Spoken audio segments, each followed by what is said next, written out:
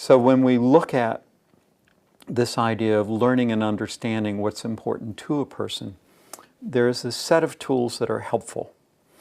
And they would include, what are the routines that a person has? What's a good day? What's a bad day? Something that we refer to as a 2-minute drill, so that you can get something that some people would call the top tips for working with a person.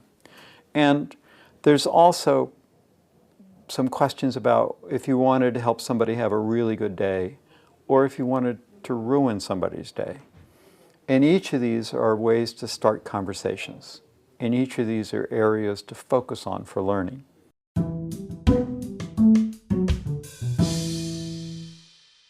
Everybody has routines.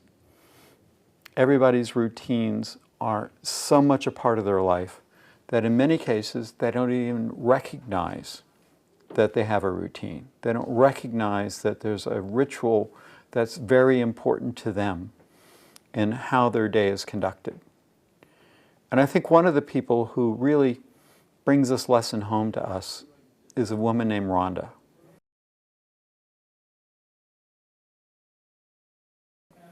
Rhonda lives in Missouri. And Rhonda, when we were asked to develop a plan with Rhonda, they said, you know, Rhonda has challenging behaviors, but only on the weekends. And there was that piece of me that was going, isn't that fairly typical for most of us? Isn't the weekend the time when we have fun? But they said, no, not that kind of challenging behavior. On the weekends, she doesn't cooperate with dressing. And during the weekdays, we don't have an issue. We don't have a problem. What's wrong here? What's up? Can you help us discover this? And so we did that process where we said, who should we really listen to? We said, who's closest to her?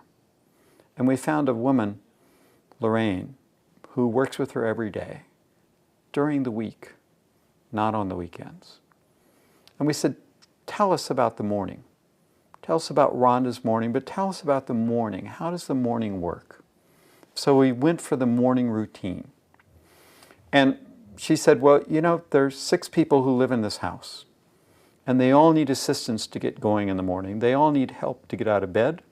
They all need help getting dressed. And so you help one person at a time. But the way I do it is the first thing I do is I go and knock on Rhonda's door and open the door and look inside, and Rhonda will have pulled the cover up over her head. And that means go away, help somebody else. So I go to the next room, and that's a woman who's always ready to get up. She's always ready to greet the day, and so I help her get ready, and then I go back to Rhonda's room.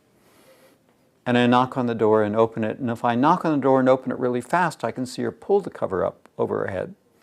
And that means go away and come back. And so I do. I help somebody else. And I come back, and the third time I come back, Rhonda, unless she's sick, will always be up on her elbows, looking at me, ready to get up. And I never have any difficulty helping her get dressed. But the people on the weekend, when we asked them about the morning routine, said, well, everybody here needs help. So I go to room number 1, help that person, then I go to room number 2 and help that person, and I said, okay, what room is Rhonda's? And they said room number 2. So I said, do you knock on her door and look to see if she's ready? They said, no, we're very busy in the morning. We just don't have time. And Rhonda doesn't cooperate with dressing.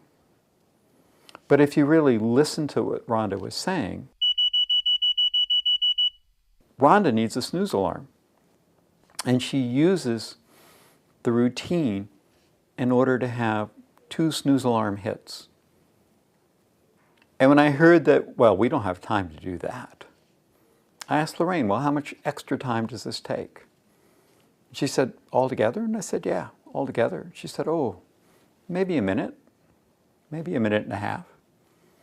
And then when I asked the staff how much extra time they had to take because Rhonda was upset And the only way she could express her being upset was to not cooperate with dressing, to stick her arms straight out and say, go ahead, see if you can get that blouse on. They would take extra minutes, 10s, 15 minutes, because they weren't listening to how important the routine was, how important the ritual was.